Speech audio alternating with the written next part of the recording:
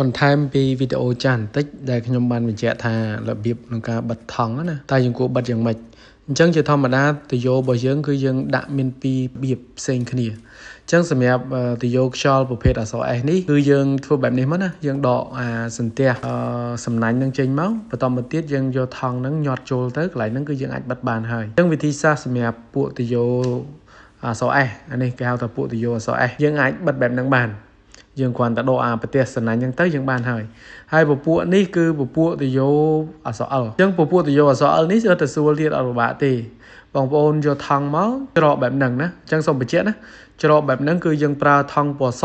យើងប្រើថង់ប្លាស្ទិកពណ៌សដូចគ្នាអត់ឲ្យប្រើថង់ប្លាស្ទិកពណ៌ផ្សេងទេជាពិសេសពណ៌ខ្មៅគឺយើងអត់ឲ្យប្រើទេពីព្រោះទយោនេះគឺវាមានតួនាទី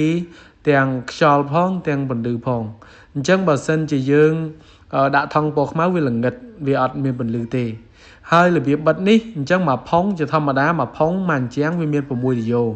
បងប្អូនអាចបិទ5ទយោ3ខាងលើបិទទាំងអស់ខាងក្រោម2សងខាងបិទចន្លោះកដាលបងប្អូនទុកអញ្ចឹងបញ្ជាក់ទៀតថាមកផុងមាន6ទយោបងប្អូនបិទ